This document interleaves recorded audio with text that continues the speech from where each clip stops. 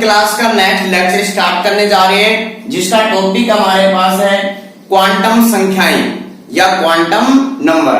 तो बच्चों सबसे पहले अगर आपसे कोई क्वेश्चन पूछता है कि कोई भी इलेक्ट्रॉन 5 सेल में है, कोई भी इलेक्ट्रॉन 5 सेल में यानी कि 5वीं कक्षा में है, तो आप ये बता सकते हो कि इसकी स्थिति क्या होगी, यानी कि किस पोजीशन पे होगा।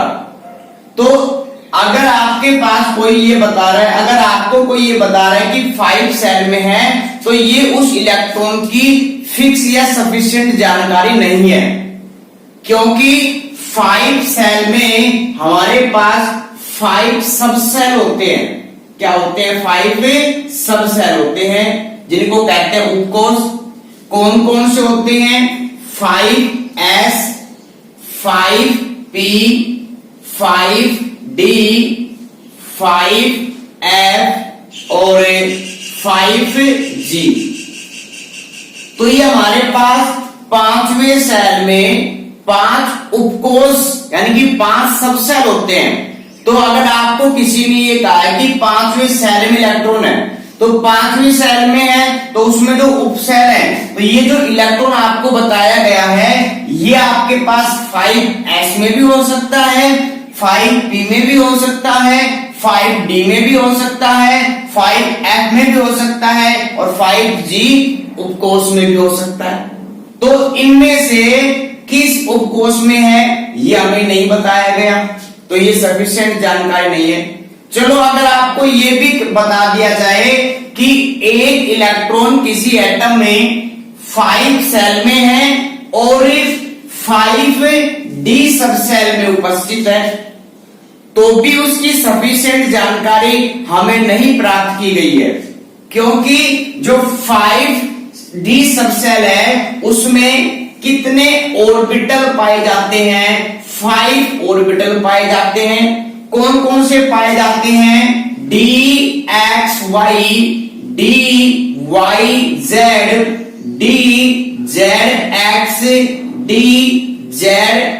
dx square minus y square और dz स्क्वायर। तो इनमें से कौन से में है? भाई आपको ये बता दिया कि इलेक्ट्रॉन 5 सेल के 5d सब सेल में प्रेजेंट है, तो 5d सब सेल में तो कितने ऑर्बिटल होते हैं? 5 ऑर्बिटल होते हैं। अब इनमें से कौन में से किस में से है? इसमें से भी हो सकता है, इसमें से भी हो सकता है, इसमें से भी हो सकता है। तो ये भी आपके पास एक सफिशिएंट जानकारी नहीं थी।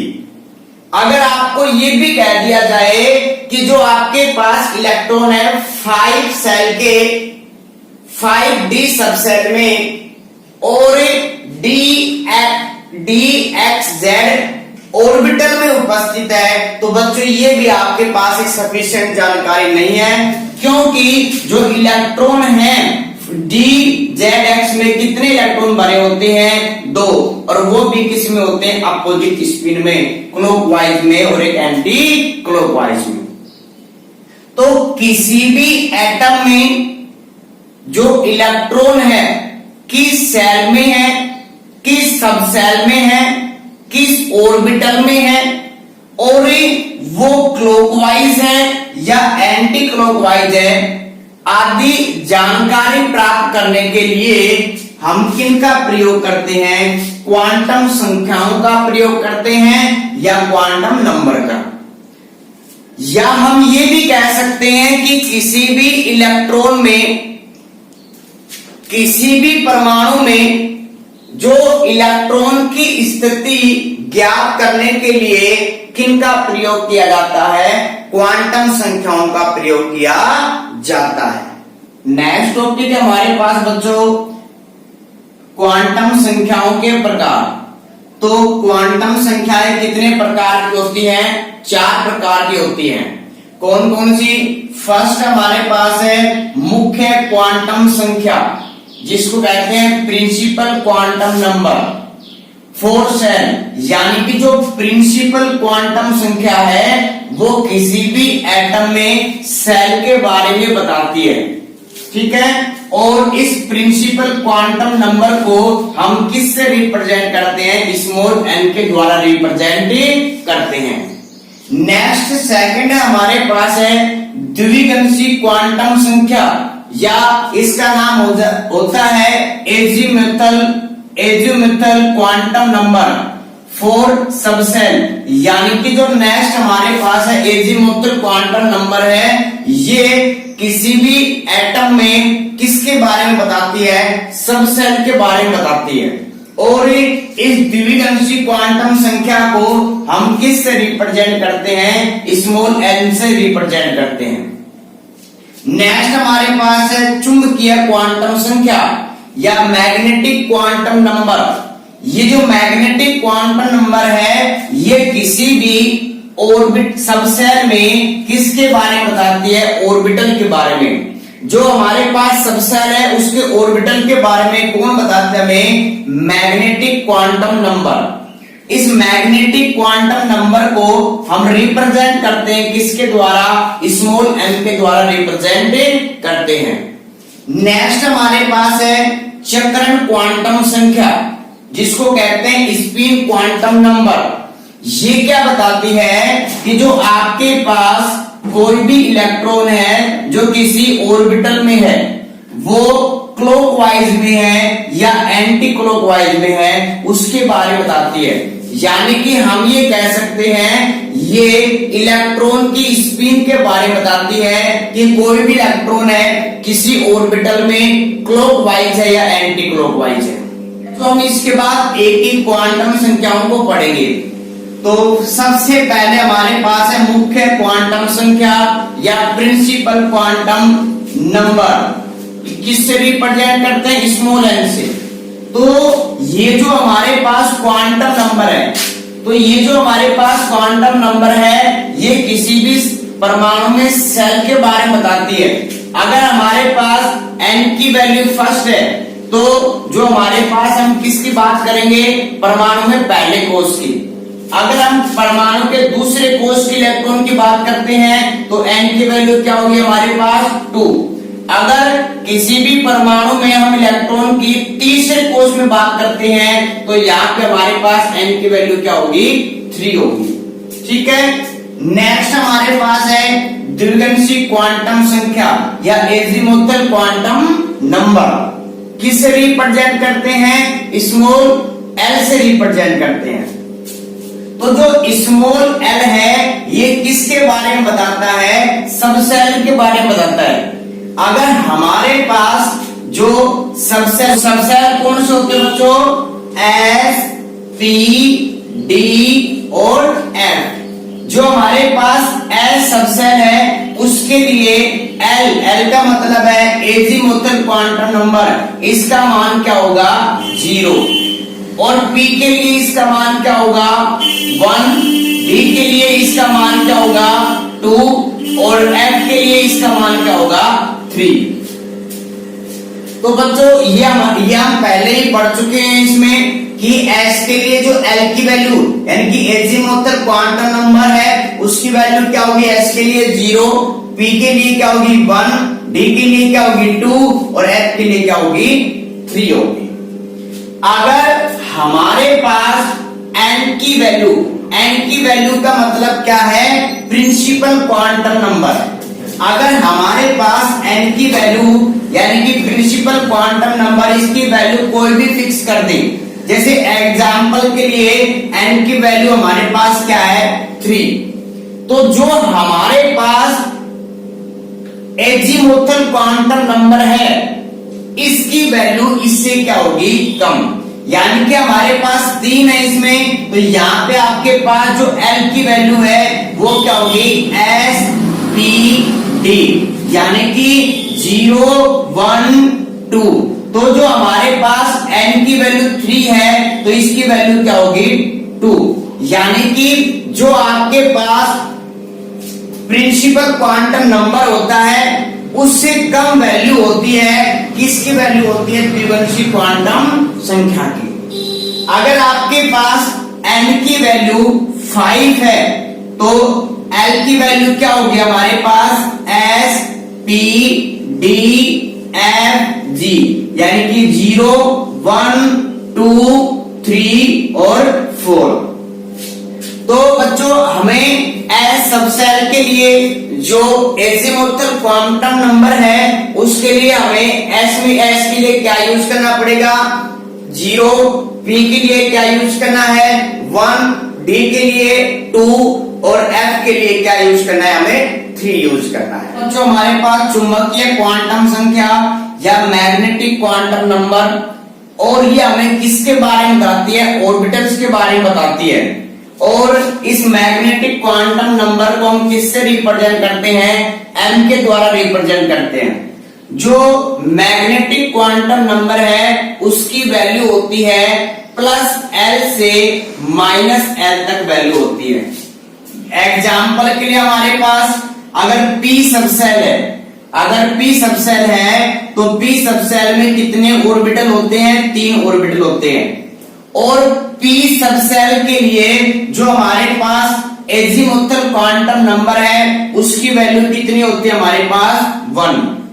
तो अगर हम बात करें इसके लिए मैग्नेटिक क्वांटम नंबर, तो मैग्नेटिक क्वांटम नंबर हमने पढ़ा था इसमें कि इसकी वैल्यू होती है +L से -L तक होती है इसमें।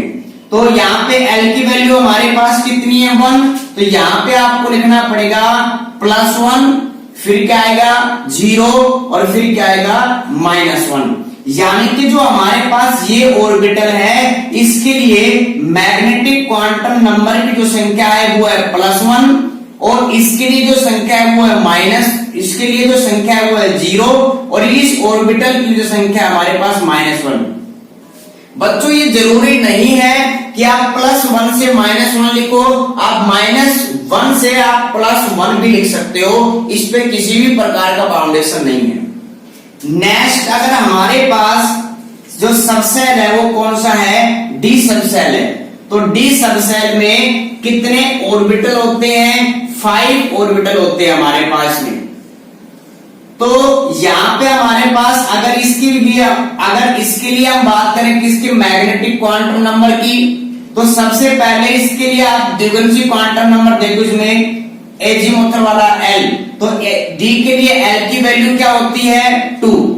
तो इसके लिए अगर हम मैग्नेटिक क्वांटम नंबर देखते हैं तो इसकी वैल्यू क्या होगी +L से लेके क्या होती है -L तक। तो यहाँ पे L की वैल्यू क्या हमारे पास है 2, तो यहाँ पे हमारे पास होगा +2 +1 0 -1 -2 होगा। ठीक है बच्चों, इसी प्रकार अगर हम लिखते हैं किसके लिए F सबसेल के लिए लिखते हैं इसमें, तो F सबसेल में कुल कितने ऑर्बिटल होते हैं 7 ऑर्बिटल होते हैं। कितने होते हैं बच्चों 7, 1 2 3 4 5 6 7। तो F के लिए जो वैल्यू होती है वो क्या होती है 3, क्या होती है 3 होती है। तो हमें +L से और -L की तरफ जाना है, यानी कि +3 से -3 की तरफ जाना आपको इसमें। तो इस ऑर्बिटल के लिए जो मैग्नेटिक क्वांटम नंबर है उसकी वैल्यू क्या होगी +3, इसके लिए वैल्यू क्या होगी +2, इसके लिए वैल्यू क्या होगी +1, इसके लिए क्या होगी 0, इस ऑर्बिटल के लिए क्या होगी -1, इस ऑर्बिटल के लिए क्या होगी -2 और इस ऑर्बिटल के लिए क्या होगी -3। तो ये हमारे पास था मैग्नेटिक क्वांटम नंबर, और ये हमें किसके बारे में बताता है ऑर्बिटल के बारे में बताता है। और इसकी जो वैल्यू होती है वो हमारे पास +L से -L की तरफ होती है।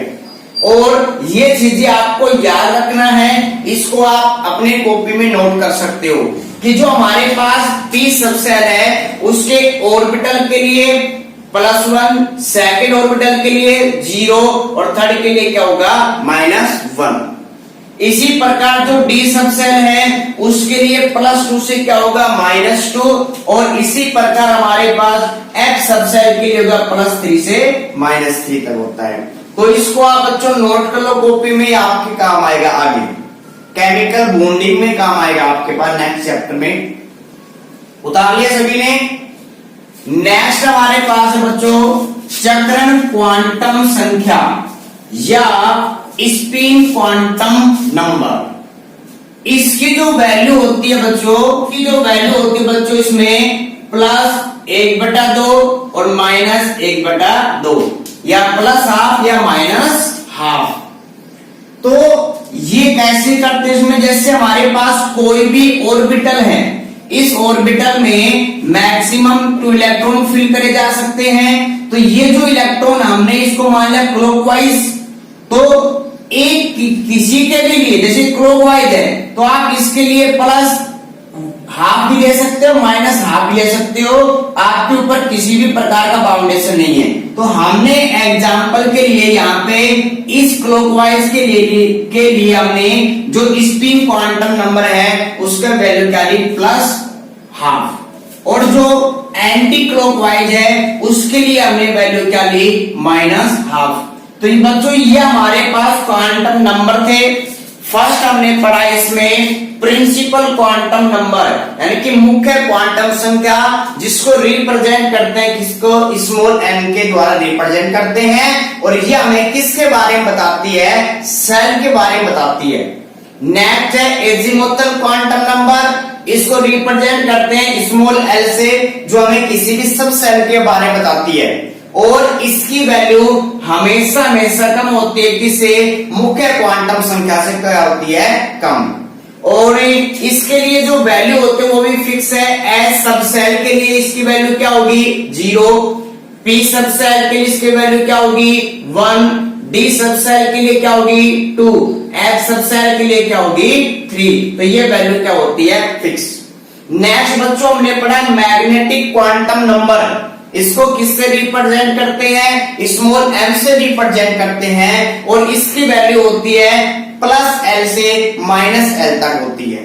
नेक्स्ट बच्चों हमने पढ़ा स्पिन क्वांटम नंबर का मतलब होता है कि किसी भी ऑर्बिटल में जो एक इलेक्ट्रॉन है वो क्लॉकवाइज घूमेगा और दूसरा कैसा है, एंटी क्लॉकवाइज। अगर क्लॉकवाइज घूम रहा है तो इसके लिए हमने वैल्यू फिक्स कर ली +½ और एंटी क्लॉकवाइज घूम रहा है तो इसकी वैल्यू हमने फिक्स कर ली क्या, -½ तो बच्चों अब हम इन चारों क्वांटम संख्याओं को समझते हैं एक एग्जांपल के द्वारा। या हम ये कह सकते हैं कि किसी भी एटम में उपस्थित इलेक्ट्रॉन के लिए चारों क्वांटम संख्याएं ज्ञात करते हैं। क्वेश्चन हमारे पास ये है कि कार्बन में उपस्थित जो 5वां इलेक्ट्रॉन है उसके लिए आपको क्या लिखनी है, इन क्वांटम संख्याओं का मान लिखना है। तो बच्चों सबसे पहले अगर हम बात करें कार्बन का परमाणु क्रमांक कितना होता है, 6 होता है, और इलेक्ट्रॉन भी कितने इसमें, 6। तो इसका इलेक्ट्रॉनिक कॉन्फ़िगरेशन क्या होगा, 1s2 2s2 2p2। तो हमारे पास जो इलेक्ट्रॉन है 5 नंबर किसमें होगा, p सब सेल में। तो इसके लिए हम सब सेल का डायग्राम बनाते हैं। तो p सब सेल हमारे पास इस प्रकार का होता है, ठीक है, जिसमें एक होता है px py pz। तो यहां से हमारे पास p में कितने, p सब सेल में कितने इलेक्ट्रॉन है, 2। तो 1 इलेक्ट्रॉन और 2 इलेक्ट्रॉन इसमें, ठीक है बच्चों। अब हमें इनके लिए क्वांटम नंबर लिखना है। तो सबसे पहले फर्स्ट हमारे पास क्वांटम नंबर आते हैं इसमें प्रिंसिपल क्वांटम नंबर, जिसको रिप्रेजेंट करते हैं किसके द्वारा, n के द्वारा क्या करते हैं, रिप्रेजेंट करते हैं। तो n जो हमारे पास प्रिंसिपल क्वांटम नंबर है वो किसके बारे में बताती है, सेल के बारे में बताती है। तो हमारे पास जो 5 नंबर का जो इलेक्ट्रॉन है, 5 नंबर का जो इलेक्ट्रॉन है, क्योंकि देखो 2 किस में है, 1s में। अगर इसके लिए हम बनाना चाहें तो 1s में 2 इलेक्ट्रॉन और 2s में कितने इलेक्ट्रॉन, 2 इलेक्ट्रॉन, ठीक है। तो अगर हम 5 की बात करें तो 1 2 3 4 5, यानी कि हम इस इलेक्ट्रॉन के लिए चारों क्वांटम संख्याओं का मान लिखना चाहते हैं। तो ये हमारे पास इलेक्ट्रॉन किस सब सेल, किस सेल में है, तो ये सेकंड सेल में है, ठीक है। तो यहां से हम n की वैल्यू क्या लिखेंगे, 2। नेक्स्ट हमारे पास आते हैं क्वांटम नंबर, इसमें एजीमुथल क्वांटम नंबर। तो L से रिप्रेजेंट करते हैं और ये किसके बारे में बताते हैं, सब सेल में। तो किस सब सेल में, P सब सेल में, और P के लिए वैल्यू क्या होती है, 1। तो एजीमुथल क्वांटम नंबर की संख्या क्या आ गई हमारे पास 1 आ गई इसमें। नेक्स्ट हमारे पास होती है मैग्नेटिक क्वांटम नंबर और इसकी वैल्यू कैसे होती है, प्लस एल से क्या होती है माइनस एल तक। तो एल की वैल्यू 1 है तो इसके लिए लिखेंगे इसमें +1 0 -1। अब हमें किस इलेक्ट्रॉन के बारे में बात करनी है, 5 इलेक्ट्रॉन के बारे में। तो ये हमारे पास इलेक्ट्रॉन किस में है, फर्स्ट ऑर्बिटल में है। इसके लिए जो हमारे पास मैग्नेटिक क्वांटम नंबर संख्या कितनी है, +1। तो यहां पे लिख दिया हमने क्या, +1। नेक्स्ट हमारे पास है स्पिन क्वांटम नंबर। अब ये इलेक्ट्रॉन क्लॉकवाइज है और क्लॉकवाइज के लिए हमने फिक्स किया था कि +12। तो यहाँ पे जो स्पिन क्वांटम नंबर है उसकी वैल्यू क्या आएगी, +12 आएगी इसमें। तो बच्चों इसी प्रकार आप किसी भी एटम में जो इलेक्ट्रॉन है, किसी भी इलेक्ट्रॉन के लिए आप इन चारों क्वांटम संख्याओं का मान लिख सकते हैं। इनकी प्रैक्टिस करना, जो आपको बताया गया था इसमें कि 1 से लेकर 30 तक एलिमेंट, ठीक है, 1 से लेकर 30 तक एलिमेंट आपको याद करने हैं और आप उनके लिए प्रैक्टिस कर सकते हो। यानी कि किसी भी एलिमेंट के लिए आप इन चार क्वांटम संख्याओं का मान लिख सकते हो। नेक्स्ट बच्चों हमारे पास रूल है पाउली एक्सक्लूजन प्रिंसिपल, यानी कि पाउली का अपवर्जन का नियम। ये नियम क्या कहता है कि एक एटम में उपस्थित 2 इलेक्ट्रॉन के लिए चारों क्वांटम संख्याओं का मान सेम नहीं होता है।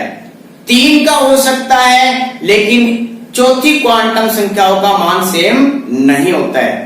तो किसी भी एटम में उपस्थित कोई भी 2 इलेक्ट्रॉन के लिए चारों क्वांटम संख्याओं का मान समान नहीं होता है। एग्जाम्पल के लिए अगर हम बात करते हैं इसमें कि हमारे पास एटम है, नाइट्रोजन एटम है। अगर इसके लिए अगर हम बात करें कि जो हमारे पास 6 वाला जो इलेक्ट्रॉन है उसके लिए हम चारों क्वांटम संख्याओं को लिखते हैं। तो सबसे पहले हमारे पास नाइट्रोजन का जो एटॉमिक नंबर है वो कितना है, 7 है। और इसका इलेक्ट्रॉनिक कॉन्फ़िगरेशन क्या होगा, 1s2 2s2 2p3। अब इसके हम सबसे डायग्राम बनाते हैं इसमें। तो ये हमारे पास है इसमें 1s और 1s में इलेक्ट्रॉन कितने हैं, 2। तो 2 इलेक्ट्रॉन है तो कैसे, अपोजिट स्पीड में। इसी प्रकार जो हमारे पास 2s है, 2s में भी कितने इलेक्ट्रॉन, 2 ही इलेक्ट्रॉन है और वो भी कैसे हैं, अपोजिट स्पिन में है। नेक्स्ट हमारे पास में जो p सबसेल है उसमें 3 ऑर्बिटल होते हैं और यहां से हमारे पास इलेक्ट्रॉन कितने p में, 3 इलेक्ट्रॉन। तो 1 2 3, तो ये हमारे पास क्या था, 2p सबसेल्स।